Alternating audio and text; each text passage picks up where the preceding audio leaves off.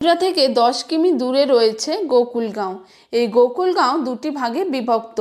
শ্রীকৃষ্ণ জন্মানোর সঙ্গে সঙ্গে পিতা বসুদেব মথুরা থেকে যমুনার ওই পার গোকুলে নন্দ মহারাজের গৃহে শ্রীকৃষ্ণকে রেখে আসেন আর যশোদার সদ্যজাত কন্যা যোগমায়াকে নিয়ে যান। এখানে যদি আপনারা যান তাহলে দেখতে পাবেন নন্দ ও যশোদার গৃহ।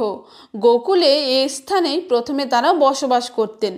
তারপর দৈত্যদের অত্যাচারে শ্রীকৃষ্ণের প্রাণ সংশয়ের কথা চিন্তা করে 4 কিলোমিটার দূরে গোকুলের মধ্যে অবস্থিত 84 খাম্বা যেখানে রয়েছে সেখানে বসতি স্থাপন করেন। এখানে গেলে আপনারা দর্শন করতে পারবেন নন্দ মহারাজ ও যশোদার ভবন। ভবনে ঢোকার মুখেই কুলদেবী শীতলা মাতার মন্দির।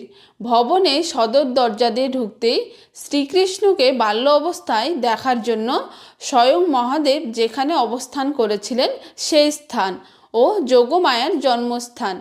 এই ভবনের অন্দরমহলে যে মাটিতে শ্রীকৃষ্ণ খেলা করত সেই স্থানেই মূল মন্দির রয়েছে। এই মন্দিরে মাতা যশোদা, নন্দ মহারাজ ও বাল শ্রীকৃষ্ণের দিব্য বিগ্রহ রয়েছে। এখানে শ্রীকৃষ্ণ ছোটবেলায় তার জন্মের 6 দিনের মাথায় কংসের পাঠানো পুতনা রাক্ষসীকে সংহার করেছিলেন। এছাড়া আরও অনেক রাক্ষসকে সংহার করেন। এরপর আমরা দর্শন করব প্রাচীন শ্রী বলরামের জন্মস্থান মন্দির। বলা হয় এই স্থানে বলরামজির জন্ম হয়েছিল। এই মন্দিরে বলরাম ও রেবতীর একসঙ্গে পুজো হয়। এই বিগ্রহ দুটি স্বয়ং ভূমি থেকে প্রকট হয়েছিলেন। এছাড়াও শ্রীকৃষ্ণ বাল্য বয়সে যে সমস্ত গলিতে খেলাধুলো করেছিলেন সেই সমস্ত গলি দর্শন করতে পারবেন। যেমন মাখন চোর গলি। বালকৃষ্ণ মাখন চুরি করে এই গলিতে লুকিয়ে পড়তেন আর মাতা যশোদার কাছে ধরা পড়লে বলতেন, আমি মাখন খাইনি, দাদা মাখন খেয়েছে। এই জন্য এই গলির নাম মাখন চোর গলি। দান গলি।